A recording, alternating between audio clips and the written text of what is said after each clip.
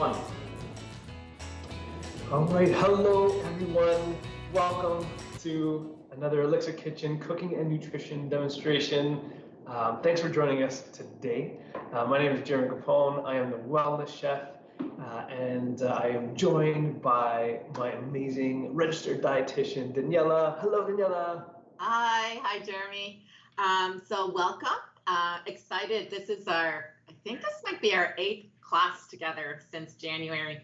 So I'm excited to be co-host with Jeremy for this Elixir Kitchen nutrition and culinary demo. And the other part of my job, I am also a clinical dietitian over at Princess Margaret for 3 days of the week. So today we are sharing 3 simple and nutritious recipes that are budget friendly. We've all heard about how food prices are really high and require no cooking.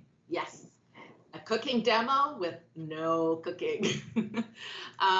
This is perfect for those places where you do not have access to a stove or an oven.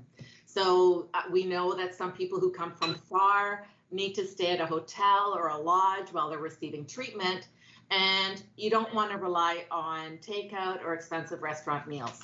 So today, Jeremy has come up with 3 wonderful recipes, and they are tomato toasts, tuna bean and couscous salad, and a summer peachy delight that I know you will enjoy. So without further ado, shall we just dive into the first recipe, Jeremy? Yeah? Yeah, absolutely. Yeah, let's do it. Okay. I'll mention as well, for those who are watching through the YouTube stream, there is a chat function. If you do have any questions throughout the session, you can absolutely ask through the chat. We're keeping an eye on it, and we will do our best to address your questions. But yes, thanks, Daniela. So we're going to jump right into the first recipe, and that was our challenge for today's recipes, like Daniela mentioned, to try to create more assembly recipes. And so we're still making these delicious little meals, snacks, but without turning on a stove, without turning on the oven, which sometimes I think it's nice even in summer when it's really hot outside and you don't really want to add any extra heat to the house.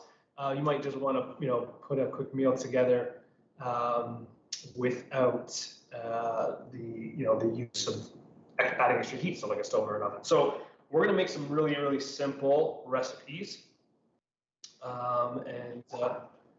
Okay, yeah, I think my video feed cut for a sec, but I think we're good. So we're going to start off with these really nice tomato toasts. Now, this is, again, tomatoes, especially in the peak of the season, it's probably the best time to enjoy them. Outside of the season, I mean, you can definitely, they have some like greenhouse cherry tomatoes, which are pretty okay. And then there's even some really good like canned and jarred tomatoes that would do as well. But, we're still in August. Summer has not left us yet. So definitely take advantage of, tomato season right now because they're tasting the best. So really, really quick, simple preparation. Just gonna roughly cut up large chunks of these tomatoes. Now you can use any tomatoes you want. They have like the larger beefsteak. You can get some nice colorful heirloom tomatoes. Those would be great. Or like the plum tomatoes, whatever you like. We're gonna start by taking off the stem. And a little trick to take this off, a little bit easier. I mean, you can use any method you like or feel comfortable with. But if you have a small paring knife, what I like to do is just put your thumb near the top of the paring knife, where you have about, let's say, even half an inch above your thumb. And then we're going to stick it right into the top of the tomato. Try to get a good angle of that, so that that half an inch is inside the tomato. And we're going to just press our thumb against it, and we're going to circle around tomato with our thumb. And then, so you're cutting around, and then that little stem will come right off. So that's sort of an easy way you can prep through your tomatoes. That's really the only part we need to discard. And then, like I said, we'll cut it up into, I like larger chunks. You can do small pieces if you like more of like a bruschetta style, but I'm not trying to make this super fussy at all. This is really meant to be a quick assembled little snack. All right, so we have some of our diced tomatoes in there. I think that's enough. And I'm going to add a little bit of dried oregano. You can add dried basil if you like as well, or you can add fresh herbs. Fresh herbs would be fantastic. But I'm also, I think, another key with these recipes is to try to keep the ingredient list as small as possible, right? So you might not always have access to fresh herbs. If you do, wonderful, beautiful, add them. But you might have dried herbs more often than not, especially year round, and those would be fantastic in here. So dried oregano, dried basil, beautiful. When you're adding it, you do the little rub between your fingers, and what it does is it actually starts to open up the flavors and the aromas of the dried herb. So we're gonna add a little bit of that, and we're gonna add a little pinch of salt as well. What the salt is going to do is going to start pulling out a lot of the water out of the tomatoes, and it's going to start to create its own sort of natural dressing, which is going to be delicious on top of these toasts. So that's pretty much it. Give it just a little toss, and we're going to set that aside, okay? Now, to prep the toasts, this is the only part where you won't really need a stove or an oven. If you have a toaster, just toast up some bread, whatever bread you have. You have a nice little multigrain, beautiful. What I would suggest is a thicker slice. So something a little bit thicker so that it can hold up to these like nice juicy tomatoes, and toast it till it's really, really nice and golden brown. I want to have some crunch. I want to have some nice texture to it. Again, because I'm putting the tomatoes and that dressing on it, I don't want it to like fall apart and sort of crumble, right? So I want some integrity to that piece of bread. So just toast till it's really, really nice and golden brown. And while it's still a little bit warm, if you take it out of your toaster, or if you've done it in a pan, or if you've done it like in like a toaster oven or something, whatever, but while it's still nice and warm, what we're gonna do is grab a garlic clove, and we're gonna just rub it right into the toast. And again, that's why if it's nice and hard, it's going to be really easy. And you can almost see already a quarter of that garlic is gone. It's almost like a grater. It's almost like a really fine grater. And it's mincing the garlic. Hard to see, but now I have this really, really fine mince of garlic on the toast, which is going to add a ton of flavor. And it's a lot easier than having to like chop it up or having to take out like a press or something like that. So really, really great technique to add some flavor to that. So there is our toast. And now, here's where you can add, whoa, I'm really blown out. I'll try to get it as close as possible. There you go.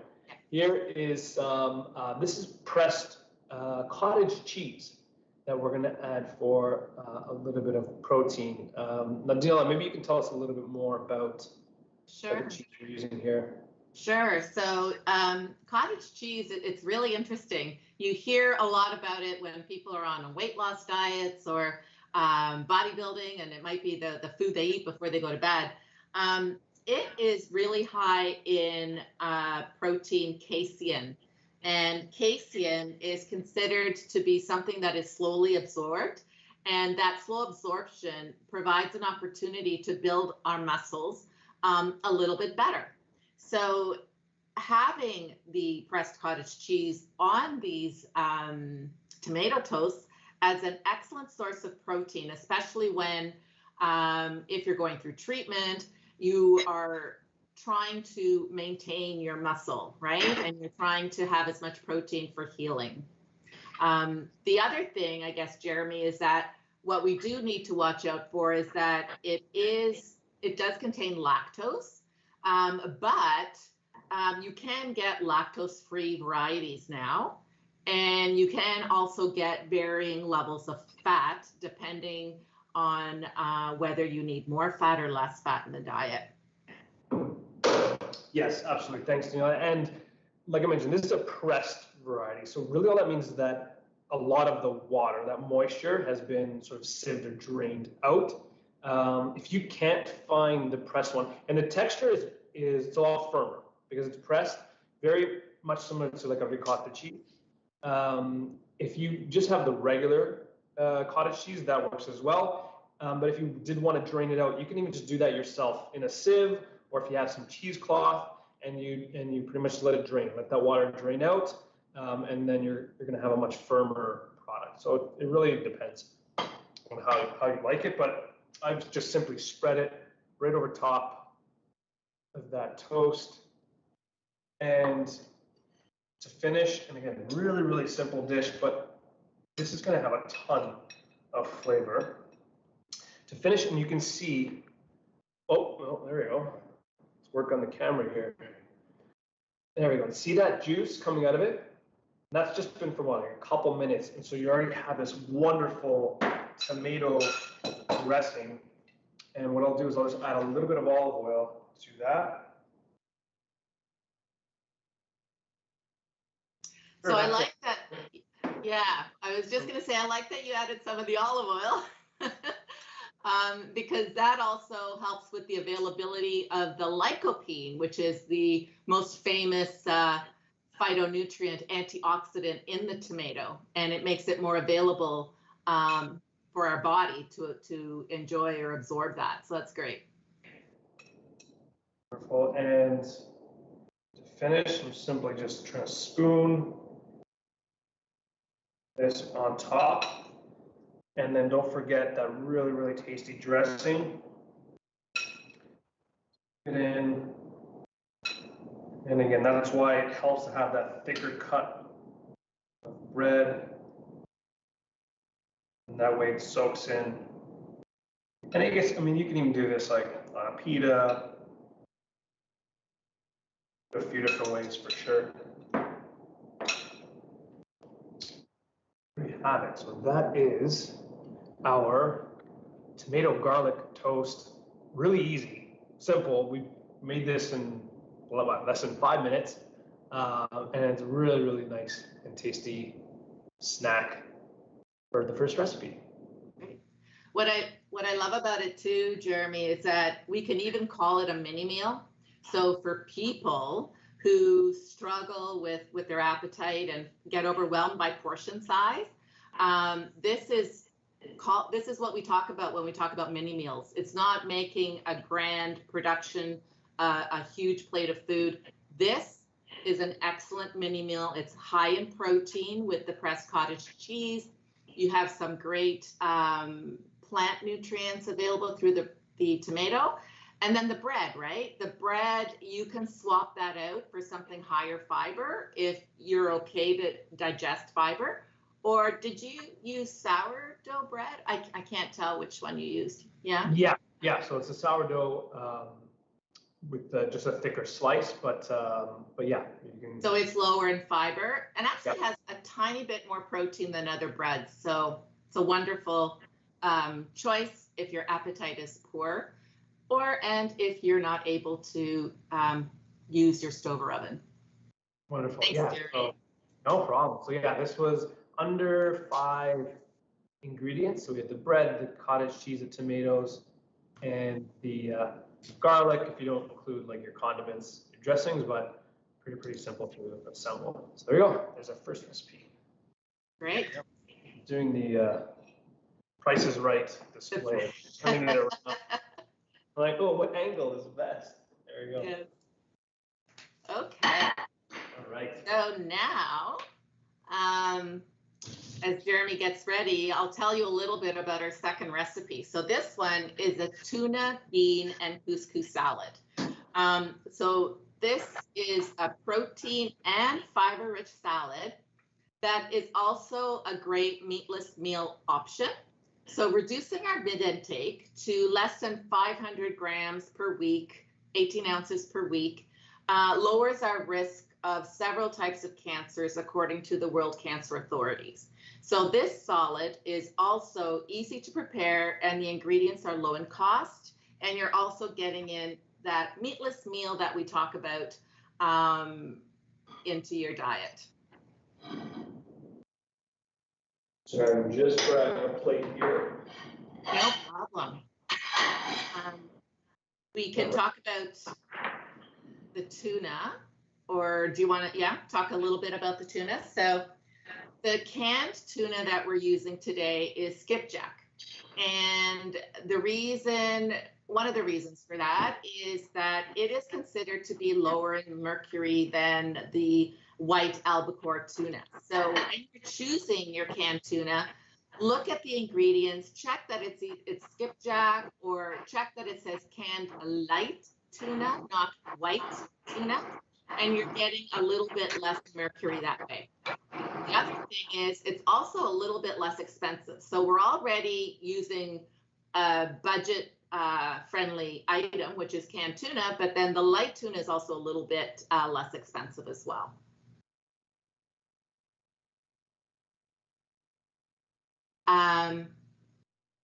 Okay, so there you go. There we go. Now we can hear you. Yes, so we're using that tuna. Before we get into the tuna, this is going to be like a couscous salad as well. One of our favorites to use, and now we're using whole grain, right, Daniela? So whole grain couscous salad, that would be considered a whole grain.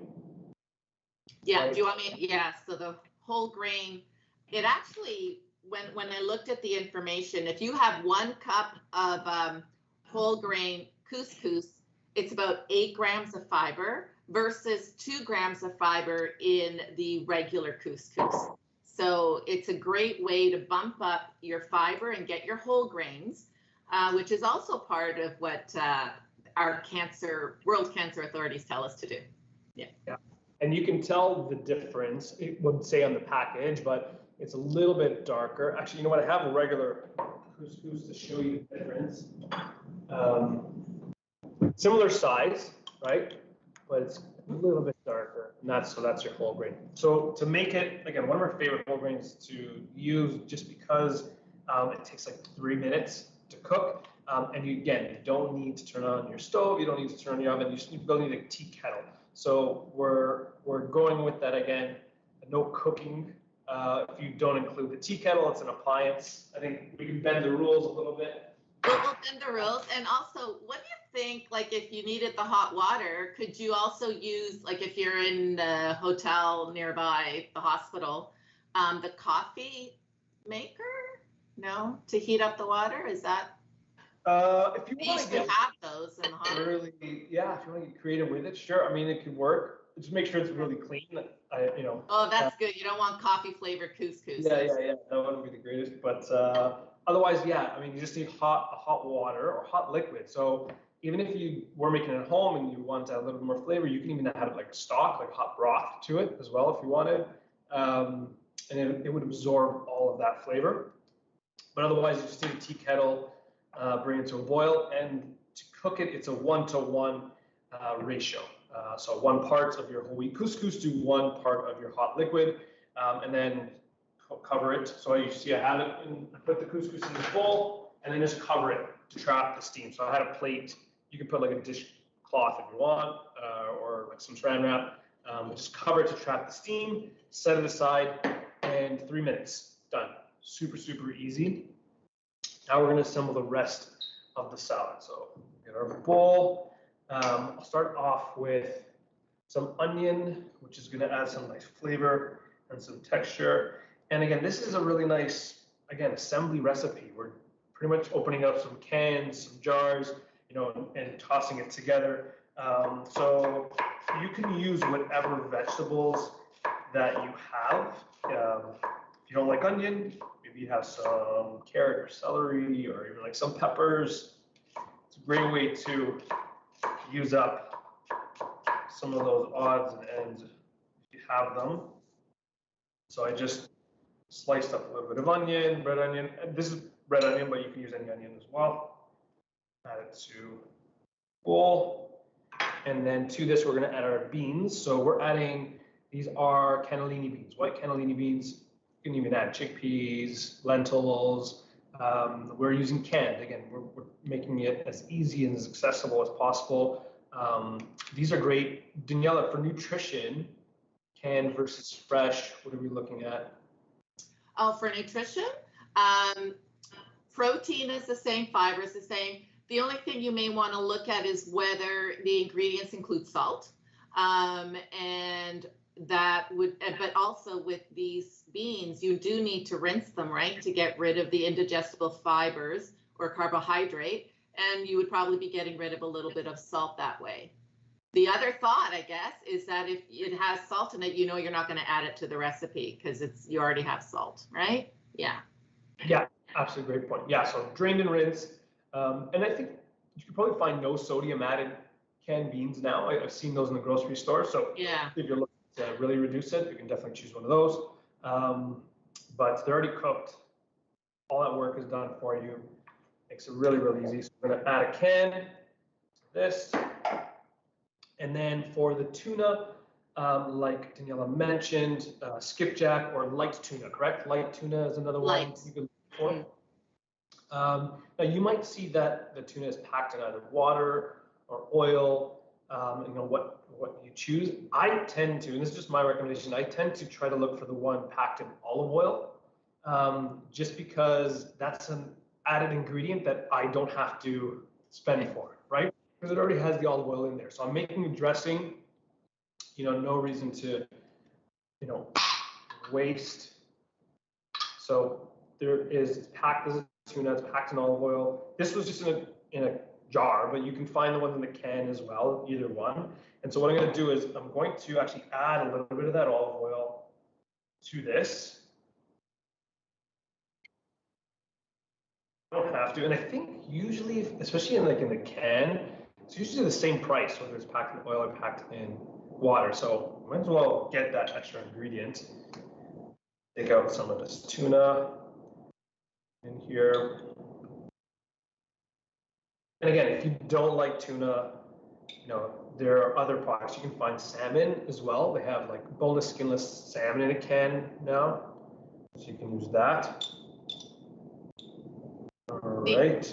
Yeah, the other great thing about the tuna or the salmon is that they're rich in omega-3 fatty acids. So you're also providing some nutrition that is good for your heart, your eyes, your mental health. So yeah, both options are great. Beautiful. So I just broke up that tuna a little bit in here. Now it already has the olive oil, so I'm going to add some acid in the form of red wine vinegar. You can use lemon juice, any vinegar would be great, but that acidity is really going to help to balance that dish. And we're going to just toss it up, and we'll add some black pepper. Again, you taste it as you go. If you don't need salt, like Danielle mentioned, if your beans already had some salt in it, you might not need to add any extra salt. So sort of taste it as you need. And that tuna is going to sometimes have salt in it as well, right, Daniela? Yeah, sometimes. Yeah. Yeah. You might not need it. I'm just going to add a little bit of black pepper to that, and then you want to splurge, we'll add some herbs. We'll add some fresh herbs. And I'm just sort of just tearing it. I'm not getting fancy with it. Just, this is mint. Which might seem a little odd with tuna, but I think it works really, really well. It's really nice and fresh. You can add basil, you can add parsley, or again, like the first recipe, go for dried herbs would work really well. Usually with dried, you're going to add a little bit less just because the flavors are a lot more concentrated. So you don't need to add as much. It's here. Right. Toss that up. And this is pretty much the extent of it. Again, no stove, no oven needed.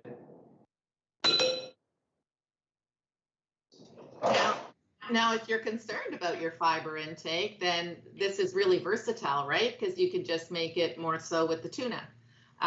Or if you're having smell sensitivities, then just go with the beans and skip the tuna. So there's a lot of possibilities with this recipe. Mm-hmm. Absolutely. Okay, so here's our couscous. I took the plate off. That's pretty much all you need to do to cook it. And now I'm going to fluff it up with a fork. And there we go. So, I mean, you can't really get any easier than that, especially for a whole grain. And then in terms of like the price, usually you can get a big bag. Like you get a pretty large bag of the holy couscous for like maybe $4 or $5. But again, that's a pantry item that'll last quite a long time in your pantry, and will make quite a bit. So it's a pretty good value for what you're getting. And then in terms of convenience, like I said, you can't really beat the ease of preparation there. So nice and fluffy. Now we're ready to plate. So I'm gonna put just a little bit down on my plate. And again, you can just toss this right into the bowl as well, just to make it easier. We'll take that tuna bean salad, and I'm just gonna pour it right on top.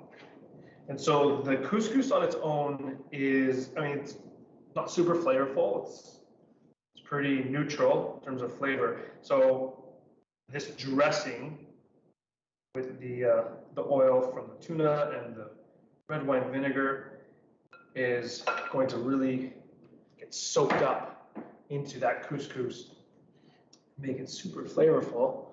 And there we have it. That looks great. That looks great. Sorry, Daniela, go ahead. It's okay. It's just that I found this other piece of information last night about couscous.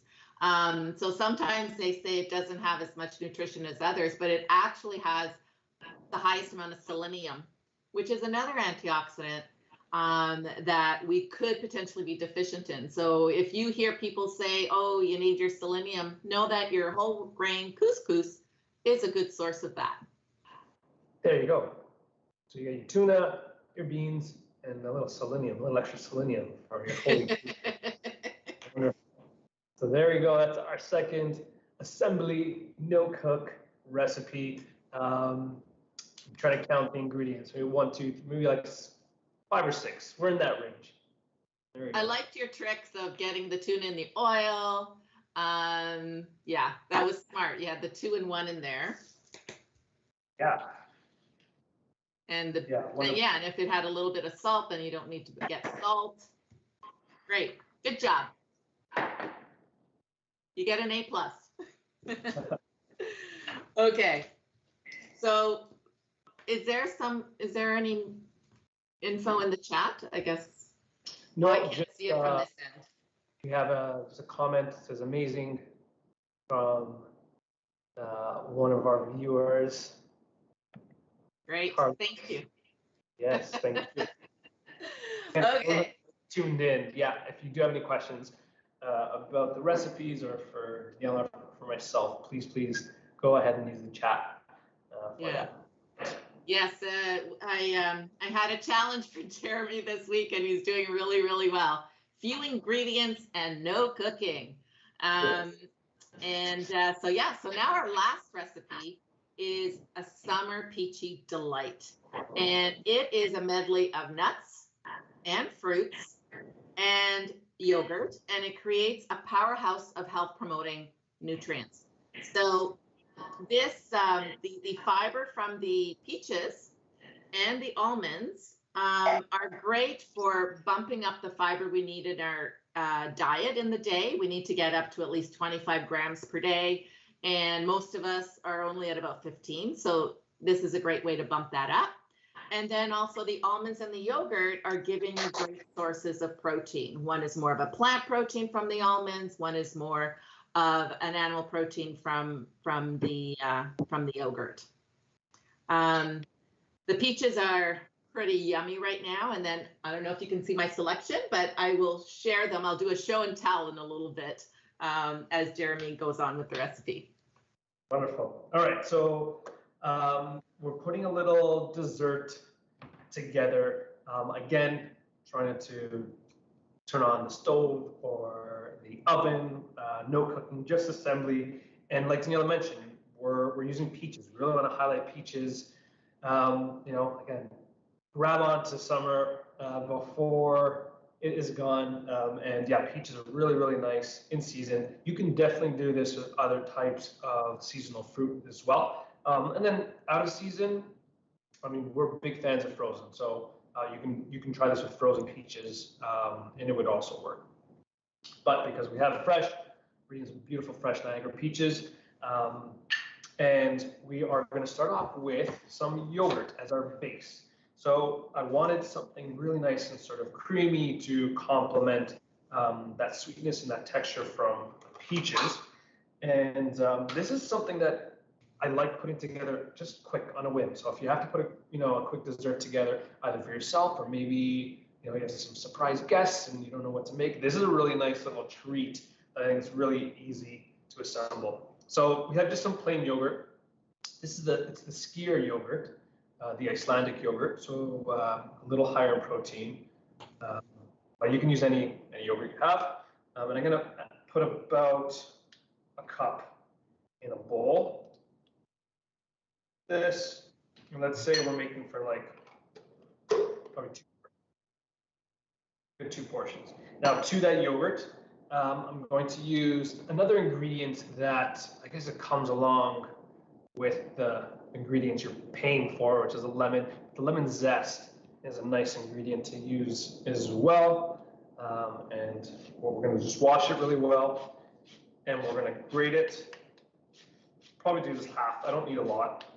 But that little bit of lemon zest, already you can smell it. It's got this big, big, big punch of lemon flavor and aroma, which is going to already start to transform this just plain yogurt. I know that the yogurt seems almost, it's going to explode with light here, but it's there. I'll try to give you a better look in a second. And now this is plain yogurt, so I'm going to add a little bit of sweetness. We are making a dessert, and I wanted to complement the peaches. So I'm adding just a touch of maple syrup to this. You can add maple syrup or honey. Again, you're in control, which is nice versus like say buying like a sweetened or already sweetened yogurt. So we're gonna add just a little touch, maybe like a teaspoon. Don't need too much. And then I'm just gonna stir this through. So we're gonna have a little bit of that lemon flavor, a little bit of that sweetness from the maple. You can add honey as well. And then what I'm going to do is, if I'm using a plate, you can use a plate or a bowl. What I'm going to do is just spread it a thin layer, either on the bottom of your plate or bowl, like here. So it's almost going to cover most of the base of it. And I'll show you what it looks like in a second. Almost like I'm icing a cake, let's say, with a spoon. So bring it a little closer. I know it's a little hard to see. There you go. Is that better? So yeah. It's sort of spread it, just so it covers the bottom of the bowl. And now I'm going to toss this into the freezer while I get the rest of my ingredients together. Totally.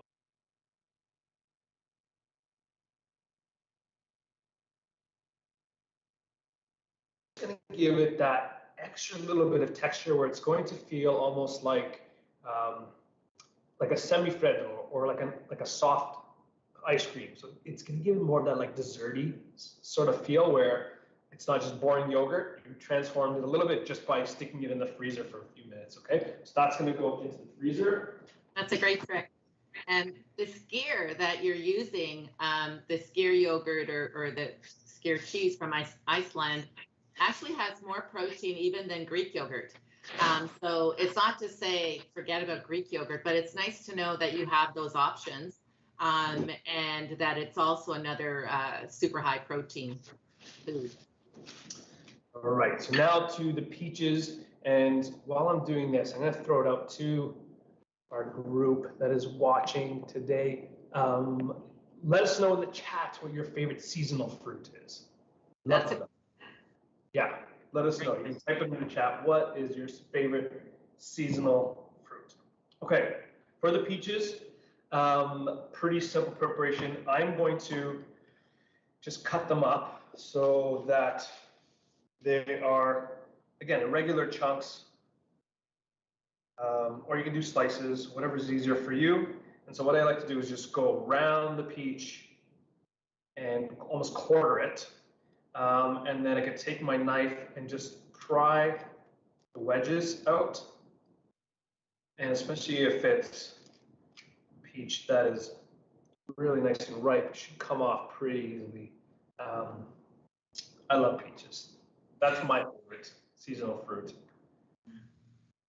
I'll do that to 2, and I'm just gonna roughly cut it up and put it in this bowl. Yellow, what are your favorites?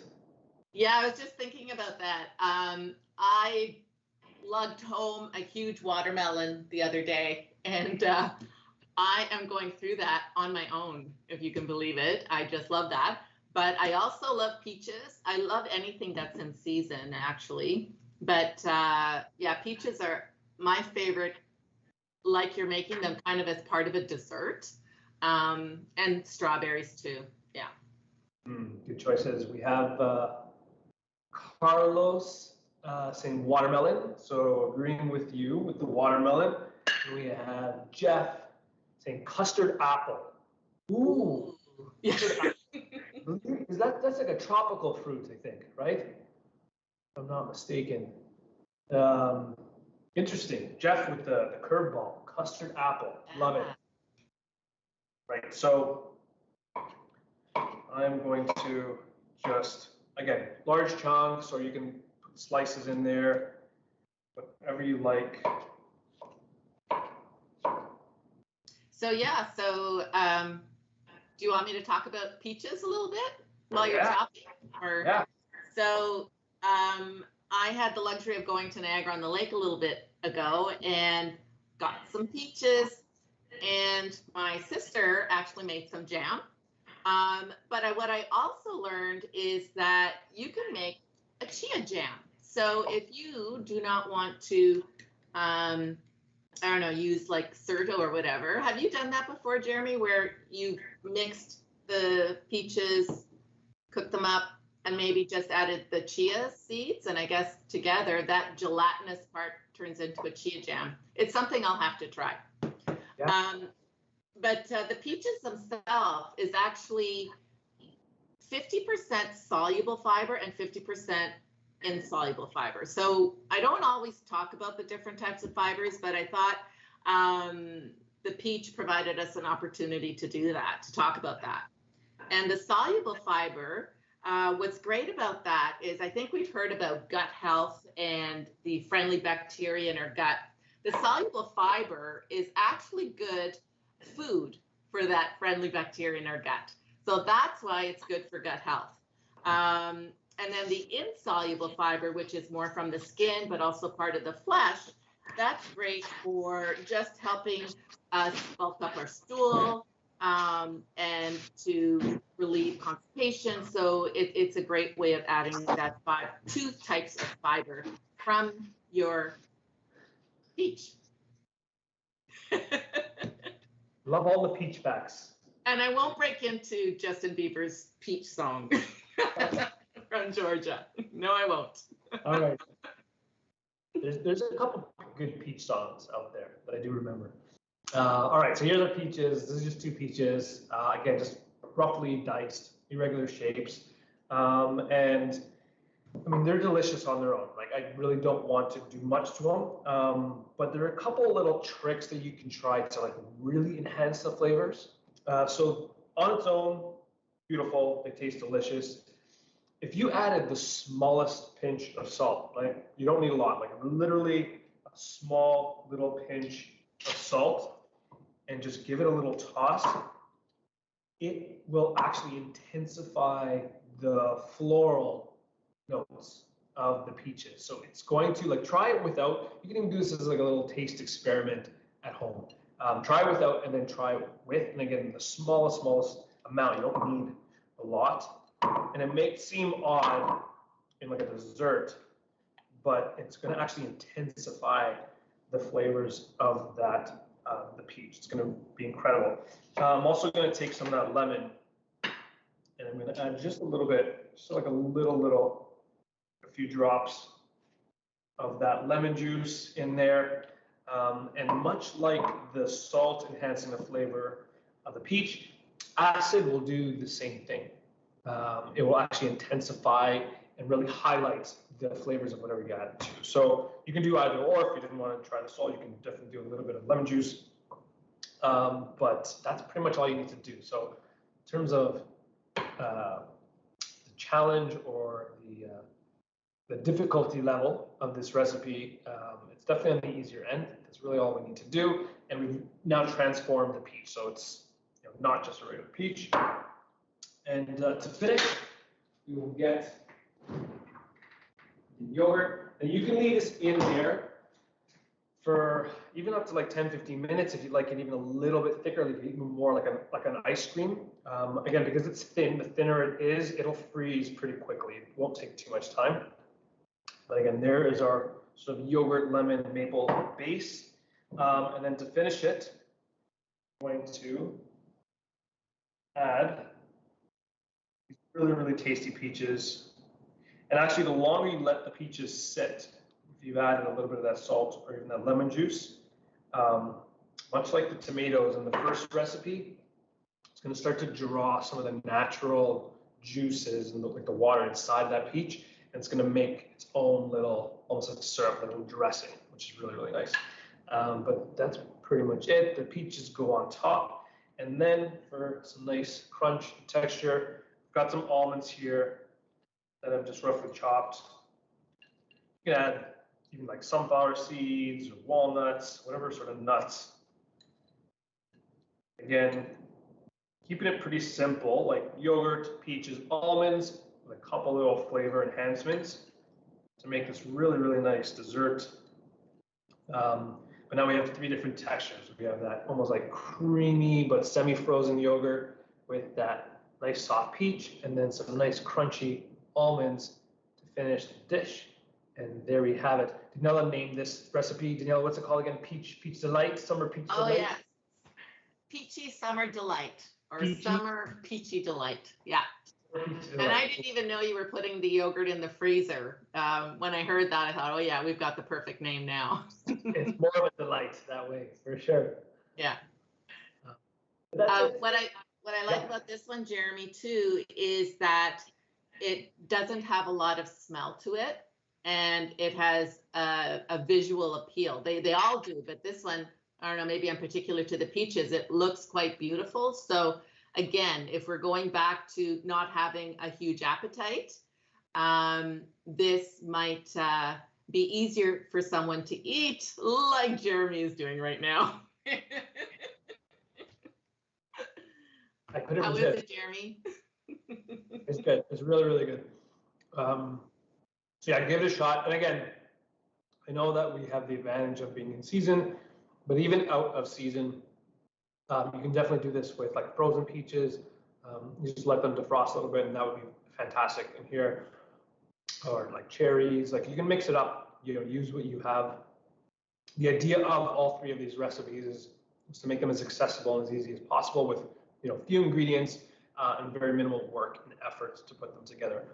But I would have to say I think we did a pretty good job. So yeah, yes, you did really well coming up to the challenge, and I love that you ended with the peaches. And I have one more peach fact. Because I have so many peaches now, and maybe you can tell me if this is correct, I'm going to freeze some so that I can use them in the winter.